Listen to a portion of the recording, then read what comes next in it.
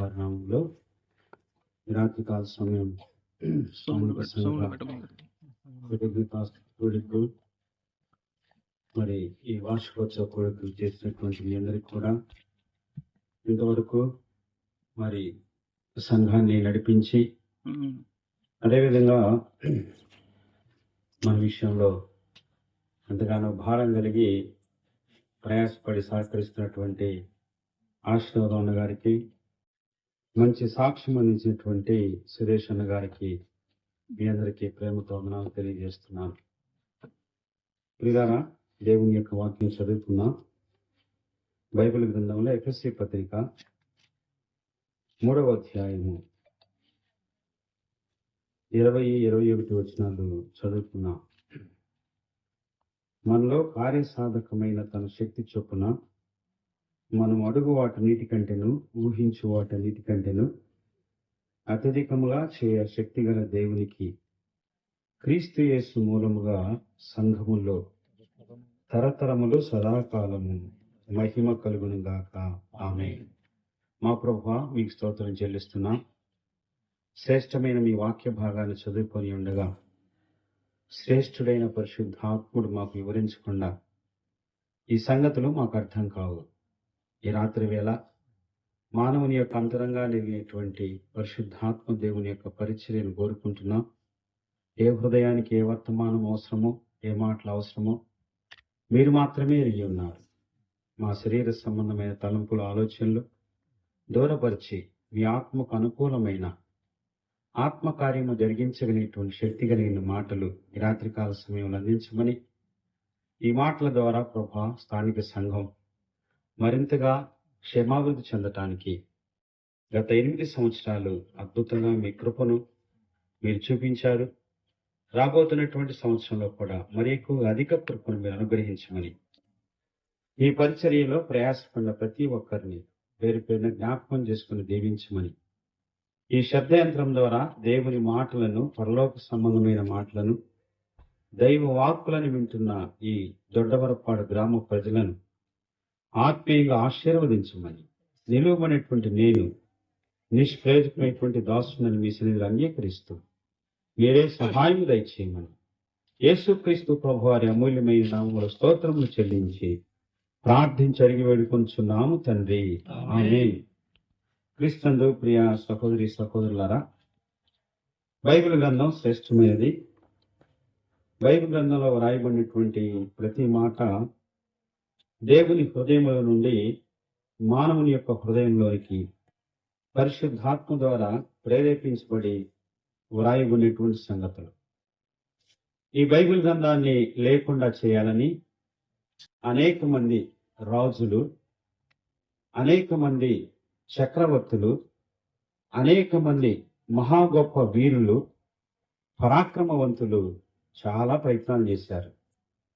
ఒక రాజు ఈ బైబిల్ గ్రంథాన్ని తగులబెట్టి యేసుక్రీస్తు ప్రభువారి యొక్క మతము నశించింది, దేవతల మతం అభివృద్ధి చెందింది అని ఒక గొప్ప శిలాఫలకం వేశాడు.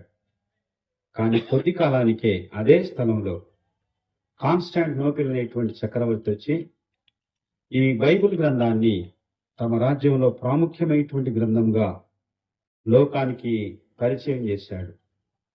రాజులు పోయారు, రాజ్యాలు పోయినాయి, చక్రవర్తులు వెళ్ళిపోయారు. దేవుని మాటలు నేటికి నిలిచి ఉన్నాయి. కారణం ఏమిటంటే, ఆకాశము ఈ భూమి గతించినా కానీ నా మాటలు గతించవని యేసుక్రీస్తు ప్రభువారు చెప్పారు. ప్రపంచ దేశంలో గొప్ప దేశమైనటువంటి ఇజ్రాయెల్ దేశం బైబిల్ భాషను చక్కగా చదివి హీబ్రూ భాషలో వేవ్ అనేటువంటి తరంగాల్లో రికార్డు చేసి వాటిని అంతరిక్షంలో దాచిపెట్టారు. ఒకవేళ బైబిల్ లేకపోయినా కానీ ప్రపంచానికి మేము వాక్యాన్ని అందిస్తామని వారు లోకానికి ఒక గొప్ప భరోసా ఇచ్చారు. కారణం ఏమిటంటే, ఈ వాక్యము శాశ్వతమైనది. ఈ రాత్రికాల సమయంలో ఈ మాటలు మీరు కొద్దిసేపు వినవలసిందిగా ప్రేమతో మనవి చేస్తున్నాను. ఎఫెసీ పత్రిక 3వ అధ్యాయంలో అపోస్తలుడైనటువంటి పౌలు ఆయన ఈ పత్రికను చెరసాలలో ఉండి రాశాడు. ప్రపంచంలో దేవుని సంఘం దేవుని సంఘం అనగా చర్చి ఆశీర్వదించబడినటువంటి విధానం మనల్ని ఎంతగానో ఆశ్చర్యచకితులను చేస్తుంది. ఈ సంఘానికి మొదటి వ్యక్తి యేసుక్రీస్తు ప్రభువారే. ఆయన శిలువ మీద మానవులందరి కొరకు ఆయన చనిపోయాడు, సమాధి చేయబడ్డాడు. ఇక యేసుక్రీస్తు ప్రభువారు లేరు అని అందరూ అనుకున్నారు. ఆ శిరస్సుతో ఈ సంఘం ప్రారంభించబడింది. తర్వాత 11 మంది, 70 మంది, 120 మంది, 3000 మంది, 5000 మంది అయ్యారు. ఎక్కడ? యెరూషలేము అనేటువంటి పట్టణంలో, ఇశ్రాయేలు దేశంలో. దేవుని సంఘాన్ని నాశనము చేయాలని చాలా మంది కక్ష కట్టారు. కానీ దేవునికి స్తోత్రం చెబుతున్నాం, ఇశ్రాయేలు దేశంలో ఉన్నటువంటి సంఘం నేను ఎక్కడికి వచ్చింది? దొడ్డవారు పడుకొచ్చింది. దేవునికి స్తోత్రం చెప్పండి. దేవుని సంఘము అది శాశ్వతమైనది, దాన్ని ఎవరు నిర్మూలం చేయలేరు. ఎందుకంటే అది శిలువ మరణములో నుండి జీవములో నుండి పుట్టినటువంటి సంఘం. ఈ రాత్రికాల సమయంలో సంఘములో ఎప్పుడూ కూడా యేసుక్రీస్తు ప్రభువారికి మహిమ కలగాలి. అదే సంఘం యొక్క ఉద్దేశం. చాలాసార్లు మనం అనుకుంటాం, నేను బాగా సువార్త చెప్పాలి, నేను బాగా పాట పాడాలి, అనేక మంది దేవుని యొక్క సంఘానికి తీసుకొని రావాలి, దేవుని పరిచర్య కొరకు ఎంతగానో ఇవ్వాలి. అవి మంచిదే. కానీ మన మొదటి ఉద్దేశం సంఘంలో మనం చేసే ప్రతి పనిలో కూడా మొట్టమొదటి ఏముండాలి? యేసుక్రీస్తు ప్రభువారికి మహిమ కలగాలి. అంతే. మీరేమి చేసినాను, భోజనము చేసినా, పానం చేసినా గాని ఆయనకి మహిమ కలగాలి. ఏ తండ్రి యొక్క చిత్తం ఏమిటంటే ఏ కార్యమైనా గాని యేసుక్రీస్తు ప్రభువారికి మహిమ కలగటమే తండ్రి యొక్క చిత్తం. ఈ సంఘంలో దేవునికి మహిమ కలిగే విషయంలో చూడండి ఏ విధంగా సంఘం ఉంటుందో. ఫిలిప్పీ పత్రిక 1వ అధ్యాయం 9-11 వచనం.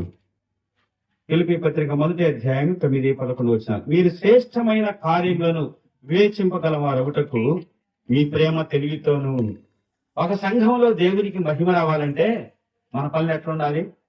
శ్రేష్టమైన కార్యాలై ఉండాలి. అది సంఘం కనుక వచ్చేటువంటి వ్యక్తులు, సంఘంలో ఉన్నటువంటి వ్యక్తులు చేసే ప్రతి పని కూడా అది ప్రశస్తమైనదై ఉండాలి, విలువైనదై ఉండాలి.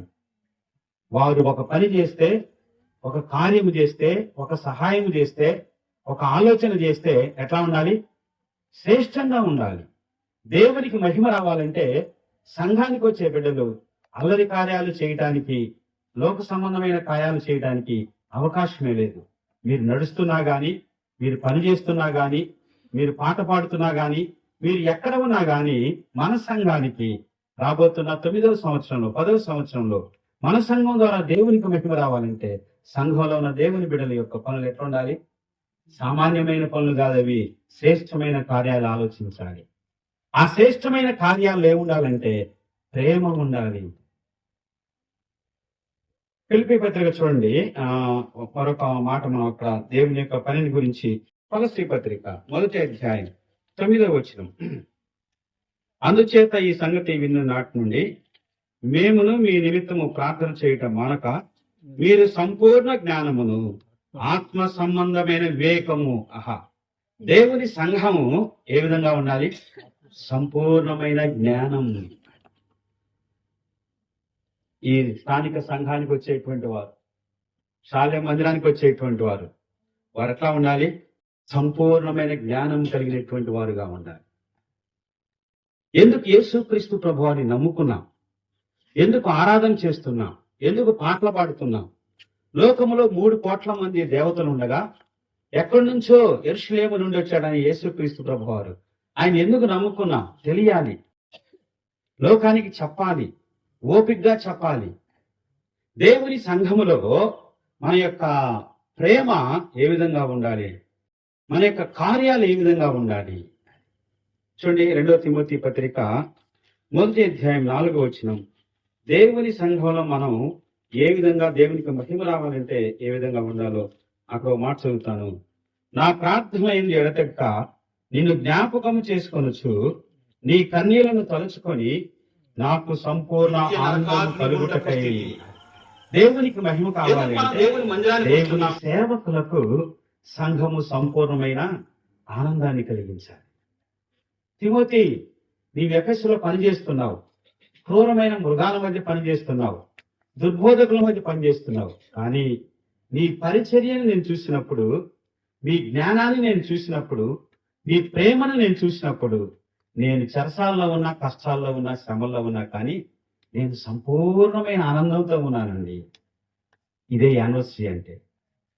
దేవునికి ఎప్పుడు మహిమ? మన కార్యాలు శ్రేష్టమైన కార్యాలైనప్పుడు. దేవునికి ఎప్పుడు మహిమ? మనము ప్రేమ కలిగి పనిచేసినప్పుడు. దేవునికి ఎప్పుడు మహిమ అంటే దేవుని సేవకులకు, మన సంఘాన్ని నడిపించేటువంటి వారు, మన కొరకు ప్రయాసపడేటువంటి వారు ఆ సేవలో సంతోషించినప్పుడు దేవునికి మహిమ. ఈ రాత్రికాల సమయంలో ఈ సంఘం ఈ విధంగా ఉండాలని నేను ఈ మాటల చేత మిమ్మల్ని ప్రేమతో కోరుతున్నాను, హెచ్చరిస్తున్నాను. అయితే దేవుని సంఘం అంటే ఏమిటి? దేవుని సంఘములో ఉన్నటువంటి ప్రత్యేకత ఏమిటి? ఎందుకు దేవుని సంఘానికి నేను రావాలి? ఈ ప్రజల్లో ఉన్నటువంటి ప్రత్యేకమైనటువంటి జీవితం ఏమిటి? వారి జీవితాల్లో ఉన్నటువంటి మార్పు ఏమిటి అనేటువంటి కొన్ని విషయాలు ఈ రాత్రికాల సమయంలో మనం చూద్దాం. చాలా మంది ఏమనుకుంటున్నారు, మతం మారారండి, కొంతమంది మతం మార్చుకున్నారండి, తీసుకున్నారండి. లోకంలో మందిరానికి రావటం అంటే, చర్చికి రావటం అంటే రకరకాలైనటువంటి అభిప్రాయాలు ఉన్నాయి. అవన్నీ కూడా బైబిల్కి బయట ఉన్నటువంటి విషయాలు. దేవుని యొక్క వాక్యానికి లోపల ఉన్నటువంటి విషయాలు ఏంటో నేను క్లుప్తంగా కొన్ని విషయాలు తెలియజేస్తాను. ఎందుకు వీరు దేవుని మందిరానికి వస్తున్నారు? ఎందుకు సంఘానికి వస్తున్నారు? ఎందుకు చర్చికి వస్తున్నారు? ఈ చిన్న మందిరంలో, ఈ చిన్న స్థలంలో వారు దేవుణ్ణి ఆరాధించవలసినటువంటి అవసరం ఏముంది? వారిలో ఉన్న ప్రత్యేకత ఏమిటి? లోకంలో లేనిది ఏమిటి? వారిలో ఉన్నది ఏమిటి? ఎందుకు దేవుని సంఘానికి రావాలి? దేవునితో పని ఏమిటి? ఈ మారు మనసుకున్న ప్రత్యేకత ఏమిటి? వీరు ఆరాధించేటువంటి ఆరాధనలో ఉన్న గొప్పతనం ఏమిటి? ఈ రాత్రికాల సమయంలో క్లుప్తంగా నేను కొన్ని విషయాలు చెప్తాను. చూడండి, ఎఫెసీ పత్రిక 2వ అధ్యాయము 1వ వచనం. ఎఫెసీ పత్రిక 2వ అధ్యాయం 1వ వచనం. మీ అపరాధముల చేతను, పాపముల చేతను మీరు చచ్చిన వారి ఉండగా. దేవునికి స్తోత్రం చెల్లిస్తున్నాం. ఒకప్పుడు దేవుని యొక్క మందిరానికి రాకముందు మీరు ఏ విధంగా ఉన్నారు? మనం ఏ విధంగా ఉన్నాం? చనిపోయిన స్థితిలో ఉన్నాం, మరణించిన స్థితిలో ఉన్నాం, జీవము లేని స్థితిలో ఉన్నాం. జీవము లేదు అన్నప్పుడు కొన్ని కూరగాయలు తీసుకుంటాం, ఆకుకూరలు తీసుకుంటాం. కొద్ది రోజులకి ఏమైపోతాయి? అవి ఎండిపోతాయి, అవి జీవం ఉండవు. అదేవిధంగా కొన్ని జంతువులను చూస్తాం. ఆ జంతువులను చూసినప్పుడు అవి జీవం కలిగినటువంటివి, అది జంతువులకు సంబంధించినటువంటి జీవం. అది అదే సమయంలో మన శరీరాన్ని గురించి ఆలోచన చేస్తాం. మనిషి బ్రతికున్నప్పుడు ఒక జీవము, చనిపోయినప్పుడు ఒక జీవం. మనిషిలో ఆ గాలి ఉన్నప్పుడు, ఊపిరి ఉన్నప్పుడు, పానం ఉన్నప్పుడు ఇది మానవ జీవం. అయితే ఇక్కడ బైబిల్ చెప్తున్నటువంటి జీవం అది కాదు. అది ఈ జీవము దేవుని దృష్టిలో చనిపోయినటువంటి స్థితి. ఇది ఆత్మ చనిపోయినటువంటి స్థితి. మనిషి బ్రతికే ఉన్నాడు కానీ దేవుని విషయంలో ఆలోచన చేయటంలో మనిషి చనిపోయి ఉన్నాడు. యేసుక్రీస్తు ప్రభువాన్ని అంగీకరించక ముందు మీరు పాపముల విషయమై చనిపోయారు. ఆ మరణం ఒకటి శరీర మరణము, 2 ఆత్మ మరణము, 3 ఏమిటంటే నిత్య మరణము. యేసుక్రీస్తు ప్రభువాన్ని అంగీకరించినటువంటి వ్యక్తి ఈ లోకంలో ఎవరైనా కానీ పుట్టిన ప్రతి ఒక్క మనిషి చనిపోవలసిందే. కానీ దేవునితో మాట్లాడలేకపోవటం, దేవుడు మనతో మాట్లాడలేకపోవటం, ఇది ఆత్మ చనిపోయినటువంటి స్థితి. కానీ ఆత్మ చనిపోయినటువంటి వ్యక్తి యొక్క తర్వాత స్థితి ఏంటంటే నిత్య నరకాగ్నిగుండపు స్థితి. ఎందుకు మనం దేవుని మందిరానికి వస్తున్నాం? ఎందుకు దేవుని యొక్క సంఘానికి వస్తున్నామంటే ఒకప్పుడు పాపములో ఉన్నాం, మరణములో ఉన్నాం. యోహాను సువార్త 5వ అధ్యాయం 24వ వచనంలో మనం ఎందుకు మందిరానికి వస్తున్నాము, దేవుని సంఘానికి వస్తున్నాము, అక్కడ మనం చూస్తాం. చూడండి, నా మాట విని నన్ను పంపిన వాని యందు విశ్వాసం ఉంచువాడు నిత్య జీవము గలవాడు, ఆ తీర్పులోనికి రాక. ఇది ఎక్కడైనా ఉందండి? మరణములో నుండి జీవములోనికి వెళ్ళింది సంఘం. అది ఎందుకు దేవుని మందిరానికి వస్తున్నారు ఆదివారం? ఎందుకు పాటలు పాడుతున్నారు? ఏమిటి ఆనందం, ఏమిటి భాగ్యం? వీరికి గొప్ప ధనాలు లేవే, ఐశ్వర్యం లేదే, బిల్డింగులు లేవే, కోట్లాది రూపాయలు లేవే. ఏమిటి ఆనందకరమైన పాటలు, ఏమిటి ఆనందకరమైన స్తోత్రాలు, ఏమిటి హల్లెలూయలు, ఏమిటి వారిలో ఉన్న ఆనందం? ఏమిటంటే వారి యొక్క ఆత్మ నిత్య నరకాగ్నిగుండంలోని తప్పించబడి జీవములోనికి దాటించబడింది. రాత్రికాల సమయంలో ప్రియులారా, వాక్యం వింటున్న ప్రియ సహోదరి సహోదరులారా, నీవే స్థితిలో ఉన్నావు? నీవు పాపం విషయంలో చనిపోయి నీతి విషయమై జీవించాలంటే ఈ రాత్రి వేళ యేసు క్రీస్తు ప్రభు వారి యొక్క మాట వినాలి. అంతకుముందు ఒకప్పుడు మేమందరం కూడా మరణంలో ఉన్నాం. నేను కూడా సినిమాలంటే బలి పిచ్చినావు. నేను కూడా భయంకరమైనటువంటి పాపంతో ఉన్నాను. నేను కూడా ఒక సినిమా నేను 365 రోజులు చూశాను. ప్రభువు నమ్ముకున్న తర్వాత సినిమాలు చూడకపోతే ఇక ఆడవని చెప్పి నేను కొద్ది రోజులు నేర్చుకున్నాను. నేనే అలాంటి భయంకరమైన వ్యక్తిని. నాకు ఒక రోగం వచ్చింది, నాతో పాటు 3 రోగం వచ్చింది. వారిద్దరు చనిపోయారు. రాత్రికాల సమయంలో దేవుని యొక్క వాక్యం యెషయా గ్రంథంలో నుంచి నాతో మాట్లాడింది. నా దగ్గరికి వచ్చినటువంటి డాక్టర్ చెప్పాడు, 2 చనిపోయారయ్యా, నువ్వు కూడా చనిపోతావని చెప్పారు. అప్పుడు నేను ప్రభుని అడిగిన, ప్రభా, నేను నా మటుకు తెలియగలిగినటువంటి వాడిని అనుకుంటున్నాను, కానీ నేను నా పాపాన్ని ఒప్పుకుంటున్నాను. నేను తెలుసు నేను ఎంత పాపిను, ఎంత దుర్మార్గుడో నాకు తెలుసు. లోకం దృష్టిలో చాలా మంచివాడిని. చంద్రం అంటే శ్రీరామచంద్రుడు లాంటి మంచివాడనే లోకం, కానీ ఎంత పాపినో, ఎంత అహంకారినో, ఎంత వ్యభిచార సంబంధంగా పాడైపోయానో నాకొక్కడికే తెలుసు. అలాంటి మరణముల నుండి ఒక రాత్రి నేను ప్రభువుని అడిగినప్పుడు నేటికి జీవంతో ఉంచాడండి. రాత్రికాల సమయంలో ప్రియులారా, ఈ శరీరం ఏదొకలో చనిపోదు, కానీ ఒకవేళ దేవుని యొక్క వాక్యము చదువుకుంటుండగా, మనం ఆరాధన చేస్తుండగా, పాటలు పాడుతుండగా ప్రభు వస్తే మనందరం ఏమవుతాం? మనలము లేని మహిమ శరీరాలతో ప్రభు చెంతకు వెళ్తాము. ఈ భాగ్యము నీకుందా? యేసుక్రీస్తు ప్రభువుని అంగీకరించకుండా నీవు చనిపోయినట్లయితే సమాధిలోనికి వెళ్తావు. నీ శరీరము మట్టిలోనికి వెళ్తుంది. సమాధి పాతాళానికి ద్వారం. ఆ పాతాళపు ద్వారము నుండి నిత్య నరకాగ్నిగుండానికి వెళ్ళిపోతావు. కానీ దేవుని సంఘంలో ఉన్న బిడ్డలు ఎందుకు సంతోషంగా ఉన్నారంటే, ఇక మేము మరణంలో నుండి జీవంలోనికి వచ్చాం. నిత్య నరకాగ్నిగుండంలో నుండి శాశ్వతమైన పరలోక రాజ్యానికి వచ్చాం. ఎందుకని? యేసయ్య మాటలు విన్నాం. యేసుక్రీస్తు ప్రభు వారి యొక్క మాట ఏమిటంటే, ఆయన మాట లోగోస్. అది మన మాట్లాడితే వినపడితే అంతే. కానీ యేసుక్రీస్తు ప్రభు వారు మాట్లాడితే సృష్టి కలిగింది, కలుగును గాక అంటే కలిగింది. ఈ రాత్రికాల సమయంలో యేసయ్య మాటలు నీవు నమ్మినట్లయితే నీ ఆత్మకు జీవాన్ని ఇస్తాడు, మరణంలో నుండి నిత్య జీవాన్ని ఇస్తాడు. చూడండి, ఎందుకు దేవుని సంఘానికి వస్తున్నారంటే, 2వ కారణం చూద్దాం. యోహాను సువార్త 3వ అధ్యాయము 18వ వచనం. యోహాను సువార్త 3వ అధ్యాయము 18వ వచనం చదువుతారా ఒకరు? ఆయన యందు విశ్వాసం ఉంచు వారికి తీర్పు తీర్చబడదు. ఒకప్పుడు వీరు తీర్పులో ఉన్నారండి. తీర్పు తీర్చబడదు. విశ్వసింపని వాడు దేవుని అద్వితీయ కుమారుని ముందు విశ్వసింపలేదు కనుక వారికి ఇంతకు మునిపే తీర్పు తీర్చబడింది. లోకంలో ఉన్నటువంటి ప్రతి ఒక్క వ్యక్తికి కూడా దేవుడు ఒక నియమం ఏర్పాటు చేశాడు.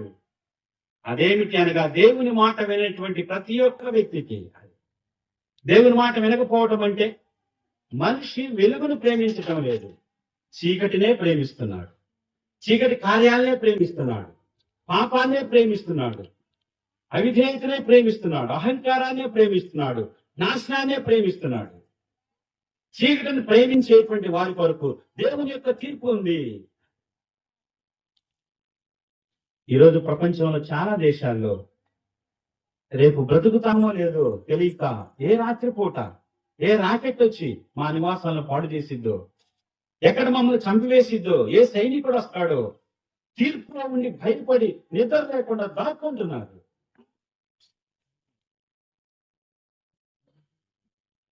అమెరికా దేశంలో టవర్స్ అనేటువంటివి కూర్చబడినప్పుడు ఆ దేశపు రాష్ట్రపతి కూడా మరణానికి భయపడి పారిపోయి బంకర్లో దాక్కున్నాడు. ఎందుకని? అతడు తీర్పు కింద ఉంది లోకమంతా కూడా. నీవు చేసిన కార్యాలకి, మనిషి చేసిన పాపానికి తప్పనిసరిగా తీర్పు తీర్చబడితే నీ జీవితము నిత్య నరకాగ్ని ఉండమే, అంతమే. ఈ రాత్రికాల సమయంలో మనిషి అనుకుంటున్నాడు ప్రశాంతంగా ఉన్నాను, క్షేమంగా ఉన్నాను, బాగా ఉన్నాను అనుకుంటున్నాడు. లేదు లేదు లేదు, నీకు తీర్పు తీర్చబడింది. ఏమిటంటే నీవు చీకటినే ప్రేమిస్తున్నావు కానీ వెలుగును ప్రేమించట్లేదు. వెలుగు అనగా దేవుడు, సత్యము. దివ్య ఇతి దేవః, వెలుగై ఉన్నవాడు దేవుడు, వెలిగించేవాడు దేవుడు. ఆ వెలుగు కార్యాలను మనిషి కోరుకోకపోవటం బట్టి మనిషి చీకటికి అమ్మివేయబడ్డాడు. అలాంటి తీర్పులో ఉన్నటువంటి వ్యక్తికి ఎందుకు వీరు దేవుని మందిరానికి వస్తున్నారు? చూడండి, రోమపత్రిక 5వ అధ్యాయము మనకు తెలుసు, మొదటి వచనం చదవండి ఒకరు. రోమపత్రిక 5వ అధ్యాయం మొదటి. కాబట్టి విశ్వాస మూలమున మనము నీతిమంతులుగా తీర్చబడి మన ప్రభువైన యేసుక్రీస్తు ద్వారా దేవునితో సమాధానము కలిగి ఉందము. ఒకప్పుడైతే తీర్పులో ఉన్నారు, కానీ ఇప్పుడు ఎట్లా ఉన్నారు? నీతిమంతులుగా తీర్చబడ్డారు. ఇప్పుడు సమాధానము కలిగింది, శాంతి కలిగింది. ఎందుకు దేవుని మందిరానికి వస్తున్నారు? ఎందుకు దేవుని సహవాసానికి వస్తున్నారు? ఎందుకు ఆరాధనకు వస్తున్నారు? కారణం ఏమిటి అంటే, అంతకుముందు వారు తీర్పులో ఉన్నారు, ఇప్పుడైతే తీర్పు తొలగించబడింది. ఇప్పుడు తీర్పు తొలగించబడి వారు శాశ్వతమైనటువంటి దేవుని సమాధానంలోకి వచ్చారు. మానవుని యొక్క హృదయం ఎందుకు అల్లకల్లోలంగా ఉంది? మానవుని యొక్క జీవితం ఎందుకు వేదనగా ఉంది? మానవుని యొక్క లోకం ఎందుకు భయంకరంగా ఉందంటే, మానవుడు దేవుని యొక్క తీర్పులో ఉన్నాడు. ప్రతి మనిషికి వచ్చేటువంటి శిక్ష సిద్ధంగా ఉంది. అయితే యేసు క్రీస్తు ప్రభువాన్ని అంగీకరించినటువంటి వ్యక్తి ఎవరు? అతను ఎవరంటే దేవునితో, తీర్పు లేనటువంటి దేవునితో సమాధానము కలిగినటువంటి వ్యక్తి. వీరు దేవుని సంఘములో వారు ఏ విధంగా ఉన్నారంటే దేవుని యొక్క సమాధానం కలిగేటువంటి వారుగా ఉన్నారు. చూడండి, లూకాసు వార్త 19వ అధ్యాయము 10వ వచనం. లూకాసు వార్త 19వ అధ్యాయము 10వ వచనం. రక్షించిన దాన్ని వెతికి రక్షించుటకు. ప్రియులారా, ఎందుకు వీరు దేవుని యొక్క సంఘానికి వచ్చారంటే వారు నశించిపోయేటువంటి వారు. నశించిపోవటం అంటే ఏంటో తెలుసా? ప్రాక్టికల్ గా ఒక డిక్షనరీలో ఈ విధంగా రాయబడింది. ఒక వ్యక్తి ఒక ఇంట్లో నివాసం ఉంటున్నాడు. ఆ ఇంటిలోనే తన యొక్క సమస్తము దాచిపెట్టుకున్నాడు. ఆ దాచిపెట్టినటువంటి వ్యక్తి హఠాత్తుగా ఆ ఇల్లు మొత్తం కాలిపోయింది. తనకున్నటువంటి ఆస్తి, సంపద, వస్త్రాలు, ఆహారము సమస్తము కూడా పోగొట్టుకున్నాడు.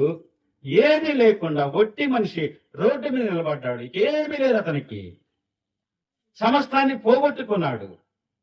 ఓ మనిషి పరలోకాన్ని సంపాదించుకోవటానికి, నిత్య జీవానికి పోవటానికి మన దగ్గర ఏమీ లేదు, అంతా పోగొట్టుకున్నాం.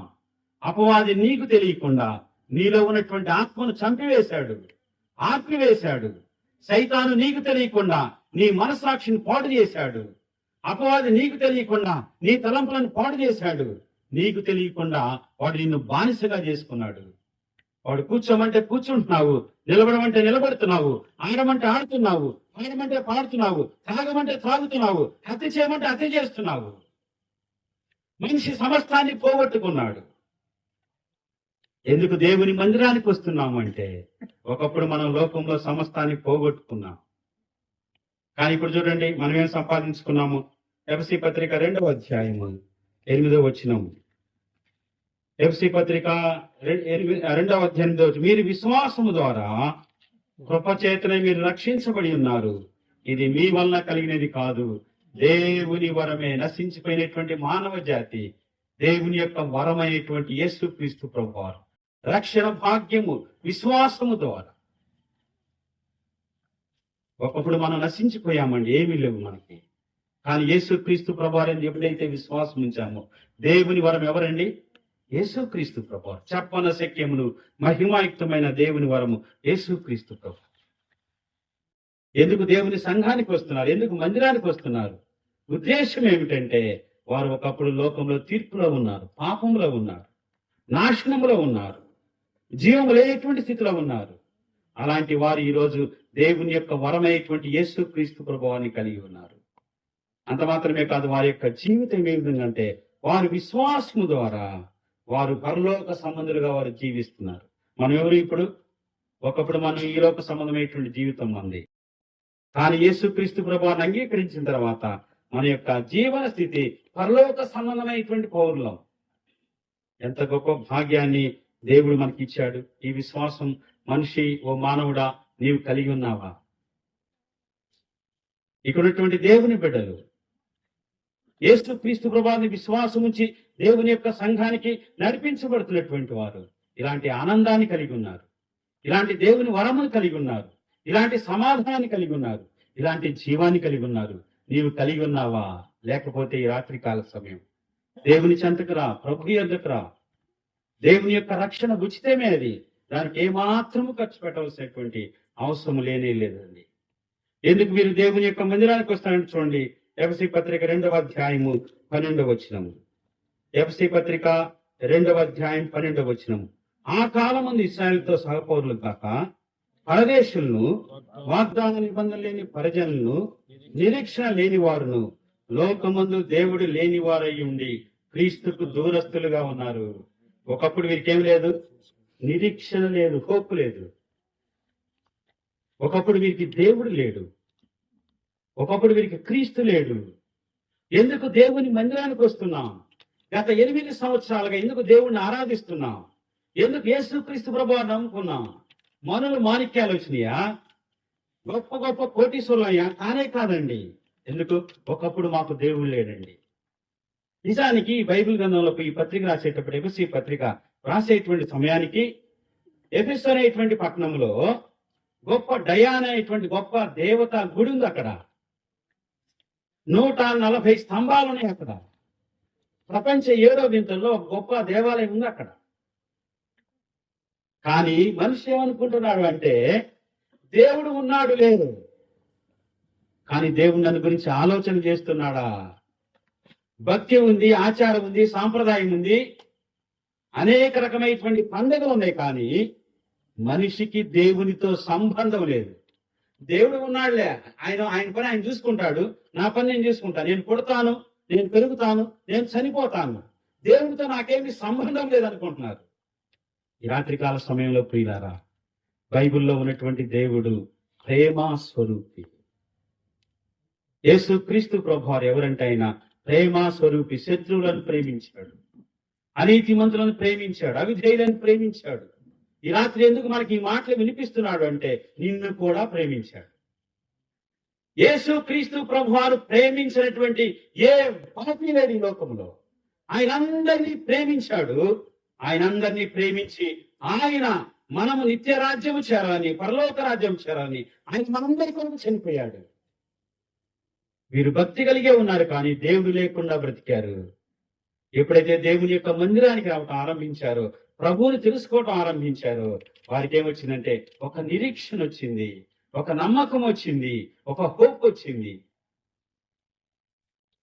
దేవుని నమ్ముకోకముందు మనకేమి లేదు, నిరీక్షణ లేదండి. అది నిరీక్షణ లేదంటే అర్థం ఏమిటి? ఒక పేషెంట్ ఒక డాక్టర్ గారి దగ్గరికి వచ్చాడు. డాక్టర్ గారి దగ్గర పేషెంట్ తనకున్నటువంటి రోగాన్ని చూపించుకున్నాడు. డాక్టర్ గారు చాలా స్ట్రిక్ట్ గా చెప్పాడు, నీవు 2 సంవత్సరాల కంటే ఎక్కువగా బ్రతకవు అని. తిరిగి వెళ్తా ఆ పేషెంట్ తన ఫ్రెండ్తో అన్నాడు, అనవసరంగా డాక్టర్ గారి దగ్గరికి వచ్చాము, ఎన్ని సంవత్సరాలు బ్రతికేవాడిని తెలిసేది కాదు, కానీ ఇప్పుడు భయం కలుగుతుంది, 2 సంవత్సరాలేనా, అంతకంటే బ్రతకలేనా? ఆ జీవించే ప్రతిరోజు భవిష్యత్తును గురించి ఆలోచన కలిగి, ఆలోచన లేకుండా భయముతోనే చనిపోవాలి.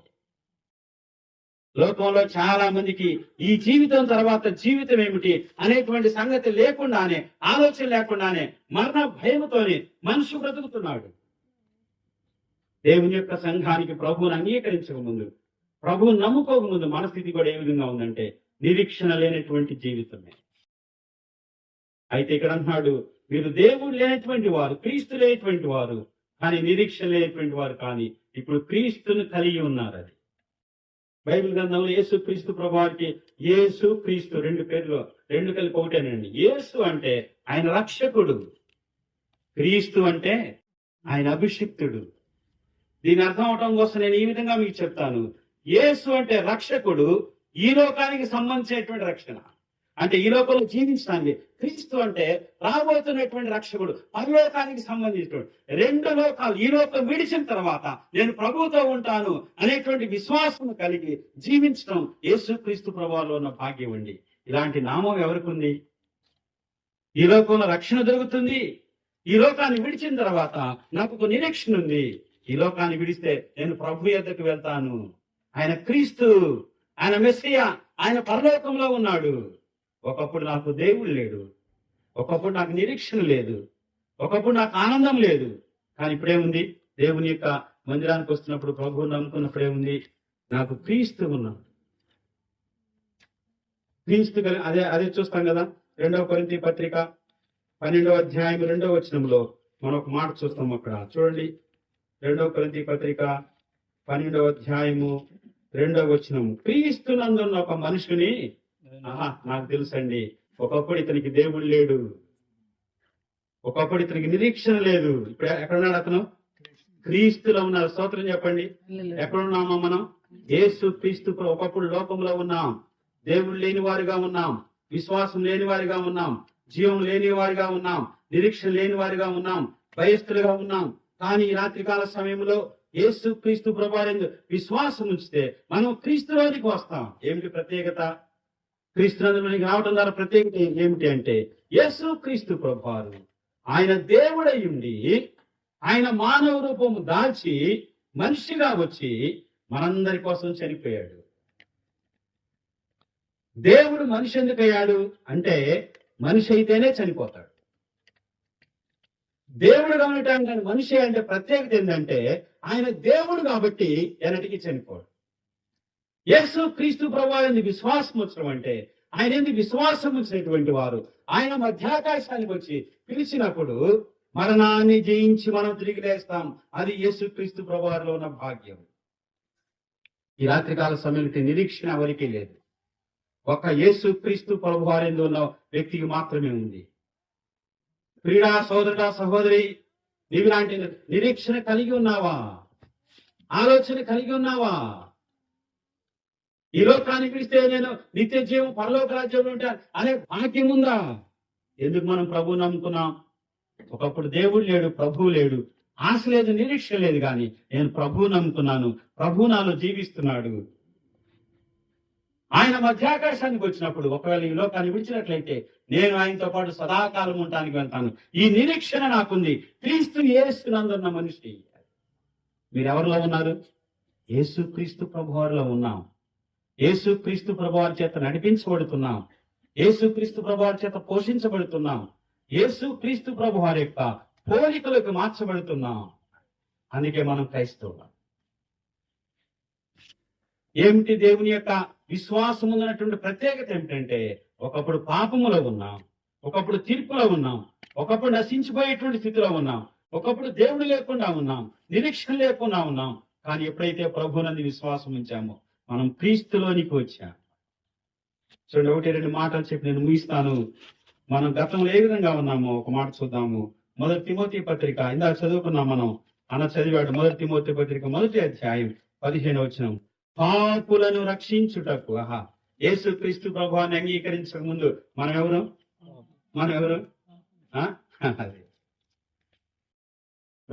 జి రాజారావు గారు ఒక ఆయన అడిగేవాడు. ఆయన ఒక మాట అడిగేవాడు అందరినీ. మీ ఊర్లో హాస్పిటల్ ఉందా అని అడిగేవాడు. కొంతమంది ఉందనేవాళ్ళు, కొంతమంది లేదనేవాళ్ళు. మీ ఊర్లో పోస్ట్ ఆఫీస్ ఉందా అని అడిగేవాడు. కొంతమంది ఉన్నా, కొంతమంది లేనేవాళ్ళు. మీ ఊర్లో సారాయి దుకాణం ఉందని కొంతమంది ఉందనేవాళ్ళు, కొంతమంది లేదనేవాళ్ళు. కానీ మీ ఊర్లో సమాధుల తోట ఉందా అని అడిగేవాడు. అందరూ ఏమనేవాళ్ళు? ఉందయ్యా అనేవాళ్ళు. లోకం చాలా మంది అనుకుంటుంది, పాపులంటే వారండి, పాపులంటే వారండి, పాపులంటే వారండి, మేము కాదండి అనుకుంటున్నారు. ఎవరు పాపి అంటే సత్యవేద గ్రంథమైన బైబిల్ చెప్తుంది, పాపము వలన వచ్చు మరణము, జీతము మరణం. ఎవరైతే మరణిస్తారో వారొక్కరు, ప్రతి ఒక్కరు కూడా పాపే. లోకంలో మరణించినటువంటి వ్యక్తి ఎవరున్నారు? జాతస్య మరణం ధ్రువం అన్నాడు. మరణము తప్పనిసరిగా వచ్చి తీరుతుంది. అయితే ఈ పాపికి బైబిల్ పెట్టిన మరొక పేరుంది. లోకంలో పాపులుగా బ్రతికాం, నీచులుగా బ్రతికాం. దేవుని యొక్క మందిరానికి రాకముందు, ప్రభువుని నమ్ముకోకముందు అనేక మంది పాపులు అన్నారు. అవును, పాపులమే. కానీ ఇప్పుడు ఎవరు మనం? ఇప్పుడు మనం పాపులము కాదండి. చూద్దాం ప్రియులారా. ఇప్పుడు మనం ఎవరు? మొదటి కొరింథీ పత్రిక 1వ అధ్యాయం 2వ వచనం. బైబిల్ మనకు మరొక పేరు పెట్టింది. చదవండి, అది మనకు తెలిసినటువంటి వాక్య భాగమే. మొదటి కొరింథీ పత్రిక 1వ అధ్యాయం 2వ వచనం. కొరింథీలో ఉన్న దేవుని సంఘమునకు, అనగా క్రీస్తు యేసునందు పరిశుద్ధ పరచబడిన వారు, పరిశుద్ధులుగా ఉన్నటకు పిలువబడిన వారు. మనం ఎవరమండి? మనం పాపులం కాదండి. భక్తి జీవితంలో ప్రాముఖ్యమైనది ఉంటుంది. లోకంలో భక్తి జీవితంలో ప్రాముఖ్యమైనది. వేమన అనేటువంటి పండితుడు ఈ విధంగా అన్నాడు, ఆత్మశుద్ధి లేని ఆచారమేలా అన్నాడు. భక్తి జీవితంలో ముఖ్యంగా బాగుపడవలసింది ఏంటంటే ఆత్మే. శుద్ధి లేని పాపమేలా అన్నాడు. ఆత్మశుద్ధి కాకపోతే, ఆత్మ బాగుపడకపోతే, ఆత్మ పరిశుద్ధపరచబడకపోతే అతను నిత్య నరకాగ్నికి వెళ్ళవలసిందే. కానీ ఎందుకు యేసుక్రీస్తు ప్రభువాన్ని మనం అంగీకరించామంటే, ఒకప్పుడు మనం పాపులమే.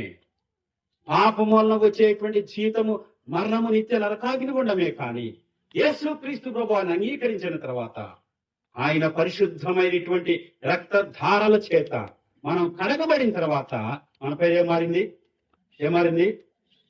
పరిశుద్ధమయ్యాం. ఈ రాత్రికాల సమయంలో ప్రియులారా, ఎందుకు దేవుని మందిరానికి వస్తున్నాం? ఎందుకు ప్రభువుని అంగీకరించాం? కారణం ఏంటంటే మేము పాపములో ఉన్నాం ఒకప్పుడు. ఇప్పుడు మా పేరేంటి? పరిశుద్ధులు ఉన్నారు. కోటప్పొండ దగ్గర ఒక గ్రామంలో మరీదాస్ అనేటువంటి ఒక వ్యక్తి ఉన్నాడు. క్షమించండి మీరు ఎవరైనా ఉంటే. అతను చాలా తెల్లటి బట్టలు వేస్తాడు. ఆయన భార్య చాలా మంచిది, చక్కగా బట్టలు ఉతికింది. చాలా మంచి వైట్ బట్టలు వేసి ఊర్లో సర్పంచ్ లాగా నడుచుకుంటా వెళ్తాడు. ఒక 2 గంటల తర్వాత తిరిగి వస్తాడు. ఎక్కడ ఏ బురద గుంటలో పడతాడో తెలియదు, ఏ మట్టిలో పడతాడో తెలియదు. నేను పాస్టర్ గారు, మూర్తి గారు అయినటువంటి పాస్టర్ గారు, వీళ్ళు అయ్యా ఇక్కడ మరీదాస్ గారు ఎవరు? ఇప్పుడైనా ఇటు తెల్ల బట్టలు వేసుకుని పోయాడు. మేము పట్టుకోవడం చేత కాలేదు మాకు. ఎందుకని? పూర్తిగా తాగున్నాడు, బాగా తలకెక్కింది, మట్టిలో పడుకుని హాయిగా సంతోషంగా ఆడుకుంటున్నాడు. ఆ బురదలో పడి మరీదాస్ ఏంది ఇట్లా అయిపోయావు? తీసుకొచ్చాము, స్వార్థ చెప్పాము, ప్రార్థన చేశాము. అతని జీవితం ఇప్పుడు తెలుగు బట్టలే కాదండి. అతను ఇప్పుడు తన సంఘాన్ని కట్టాడు, తన కుటుంబాన్ని కట్టుకున్నాడు, అనేక మందిని ప్రభువులోకి మార్చారు. అదిగో ఆ కోటప్పకొండ దూరంగా చూస్తుంటే ఇక్కడ ఒక సంఘం ఉంటది. ఆ సంఘంలో అనేక మంది పరిశుద్ధులు ఉన్నారు. ప్రభు చిత్తం అయితే ఒక రోజు ఇక్కడ సాక్ష్యం చెప్పడానికి కూడా రావచ్చు. ఒకప్పుడు పాపంలో ఉన్న అందరూ పాపలే, కానీ యేసుక్రీస్తు ప్రభు వారి యొక్క రక్తము చేత కడగబడినటువంటి వారికి బైబిల్ పెట్టి పేరు పరిశుద్ధుడు. ఎందుకని? పరిశుద్ధత అనేది పరలోక సంబంధమైన భాష. పవిత్రత అనేది పరలోక సంబంధమైన దేశం యొక్క స్వభావం. ఆ దేశం మనం వెళ్ళాలంటే, ఆ దేశం చేరుకోవాలంటే మనం కూడా పరిశుద్ధులుగా ఉండాలి. లోకంలో పరిశుద్ధులు ఒక్కళ్ళు కూడా లేరండి. హరిషడ్వర్గంలో జయించిన వారు, కామ క్రోధ లోభ మోహ మదవాత్సర్యములను జయించిన వారు ఈ లోకంలో ఎవరు లేరు. ఒకే ఒక్కడు యేసుక్రీస్తు ప్రభువారు. ఆయన సవాలు ఇస్తాడు, నా ఎందుకు పాపం ఉన్నదని మీరు ఎవరు నిరూపించగలరు అన్నారు. 7 కోర్టులు యేసుక్రీస్తు ప్రభువాన్ని పాపాన్ని నిరూపించలేకపోయినాయి. కానీ పాపి అయినటువంటి మనల్ని ప్రేమించి మనల్ని పరిశుద్ధులుగా మార్చట కొరకు, మన కొరకు కల్వరి శిలువలో పాపం లేని పరిశుద్ధుడు మన కొరకు కల్వరి శిలువలో తన అమూల్య రక్తధారలను కార్చాడు. ఆ రక్తధారల్లో నా హృదయము, మన జీవితము కడగబడింది. మనం పాపులము కాదు. పౌలు అన్నాడు, పాపుల్లో నేను ప్రధానిని అన్నాడు. కానీ ఇప్పుడు ఏమంటున్నాడు? మనం పరిశుద్ధులం అంటున్నాడు. ఈ రాత్రికాల సమయంలో ఎందుకు దేవుని నమ్ముకోవాలి? ఎందుకు దేవుని సంఘానికి వస్తున్నామంటే ఇప్పుడు మనం పరిశుద్ధులం. మన జీవితం పవిత్రమైనది, మన మాటలు పవిత్రమైనవి, మన ఉద్దేశం పవిత్రమైనది. లోకానికి భిన్నంగా, ఆచారాలకి భిన్నంగా యేసుక్రీస్తు ప్రభువుకు జీవిస్తాం. క్రీస్తు ప్రియులారా, సంఘము పరిశుద్ధమైనది. సంఘంలో పరిశుద్ధత ఉన్నప్పుడు ఆ సంఘములో దేవునికి మహిమ. ఆఖరిగా ఒక మాట చెప్పి నేను ముగిస్తాను. చూడండి, ఎఫ్సీ పత్రిక బైబిల్లో మనం చూద్దాం. లేదా యెషయా గ్రంథం 53వ అధ్యాయం, యెషయా గ్రంథం 53వ అధ్యాయము 6వ వచనం. యెషయా గ్రంథం 53వ అధ్యాయం 6వ వచనం. మనమందరము గొర్రెల వల్లే ఆ త్రోవ తప్పి త్రోవ తప్పిపోయాం ఒకప్పుడు. మనలో ప్రతి వాడు అమ్మా ఏమయ్యా మనం గతంలో ఎందుకు దేవుని మందిరానికి వస్తున్నాం? త్రోవ తప్పిపోయామండి. మనలో ప్రతి వాడు తనకిష్టమైన మార్గానికి వెళ్ళిపోయాడు. మతము అంటే మనస్సు నుండి పుట్టింది. లోకంలో భిన్నమైన కోట్లాది మంది ఉన్నారు, కోట్లాది మతాలు ఉన్నాయి. అందుకే మానవుడు తనకిష్టం వచ్చిన మార్గాన్ని కాకుండా తనకిష్టం వచ్చిన మార్గాన్ని, మతాన్ని ఏర్పాటు చేసుకున్నాడు. నా మతం నాది, నా ఇష్టం అనుకున్నారు. అందరూ తప్పిపోయారు. నిత్య జీవాన్ని పోగొట్టుకున్నారు, పరలోకాన్ని పోగొట్టుకున్నారు, దేవునికి దూరం అయిపోయారు. అందరూ తప్పిపోయారు, ఒకరే కాదండి. ఏ ఒక్క వ్యక్తి కూడా నేను ఈ లోకాన్ని విడిస్తే పరలోకం పోతాను, మోక్షానికి వెళ్తాను, జీవానికి వెళ్తాను ఎవరు చెప్పలేకపోయారు. అందరూ తప్పిపోయారు. ఒకప్పుడు మనం కూడా తగ్గిపోయాం. లోకం ఎంత తప్పుగా తగ్గిపోయిందండి, ఎంత చెడుగా తగ్గిపోయింది. చిన్నపిల్లలు చూడండి ఎన్ని ఘోర కార్యాలు చేస్తున్నారు. ముసలివారు చూడండి ఎన్ని అనీతికరమైనటువంటి నీచమైన కార్యాలు చేస్తున్నారు. ఎందుకని? వాడు తన మనసుకు అదే రైట్ అనుకుంటున్నాడు, నేను చేసేదే రైట్ అనుకుంటున్నాడు. ఈ రాత్రికాల సమయంలో నీవు పరలోకం పోగొట్టుకోవటానికి, నిత్య జీవాన్ని పోగొట్టుకోవటానికి, స్వర్గానికి రాకుండా యేసుక్రీస్తు ప్రభువారు ఉండే పరలోకానికి రాకుండా ఉండడానికి ఒకే ఒక కారణం ఏంటంటే నీవు నీ జీవితం నీ ఇష్టానుసారంగా జీవిస్తున్నావు, నీకు ఇష్టమైన మార్గంలో జీవిస్తున్నావు. ప్రియులారా, ఎందుకు మనం ప్రభువు నమ్ముకున్నాం? ఎందుకు మనం దేవుని మందిరానికి వస్తున్నాం? ఎందుకు ప్రభువు నమ్ముకోవాలి? చూడండి, యోహాను సువార్త 15వ అధ్యాయము. యోహాను సువార్త 15వ అధ్యాయం. లోకములో మన ఇష్టానుసారంగా మనం తిరిగాము కానీ, అయితే యోహాను సువార్త 15వ అధ్యాయము 4వ వచనం చదవండి. అక్కడ ఒక మాట ఉంటది, నా యందు నిలిచి లోకములో మనం అనేక విధాలుగా తప్పిపోయాం కానీ ఇప్పుడు మనం ఎక్కడికి వచ్చాం? యేసు క్రీస్తు ప్రభువారిలో ఆయనలో నిలిచి ఉంటున్నాం. దేవునికి స్తోత్రం చెప్పండి. మనం తప్పిపోయాం లోకంలో, కానీ ప్రభువులోకి వచ్చాం, ప్రభువులో నిలబడ్డాం, ప్రభు యందు విశ్వాసం ఉంచాం. ఎందుకు దేవుని మందిరానికి వస్తున్నాం?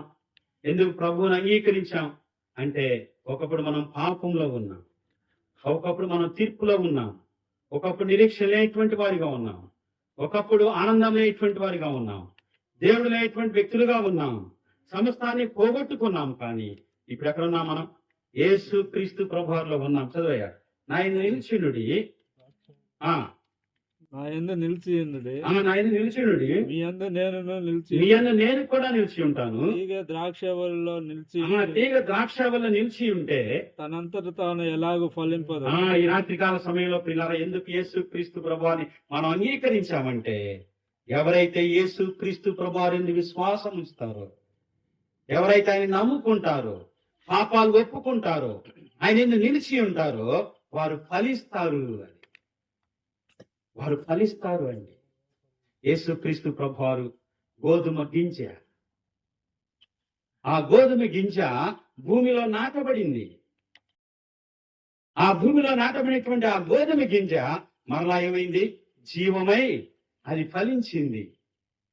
అదేవిధంగా యేసు క్రీస్తు ప్రభువారందు విశ్వాసం ఉంచినటువంటి వారు, మరణం ఏదో రోజు వచ్చిందండి, చనిపోతాం తప్పదు, కానీ పరిశుద్ధులుగా ఉన్నవారు, ఆయన రక్తములో కడగబడినటువంటి వారు, యేసు క్రీస్తు ప్రభువాన్ని అంగీకరించినటువంటి వారు, వారు మరణిస్తారు. కానీ యేసు క్రీస్తు ప్రభువారు మధ్యాకాశానికి వచ్చి, ఓ పరిశుద్ధమ్మా, ఓ పరిశుద్ధరావు, ఓ దావీదు, ఓ ఆశీర్వాదం, ఓ పవిత్రమ్మ అని మధ్యాకాశంలో కడగోళం మ్రోగించినప్పుడు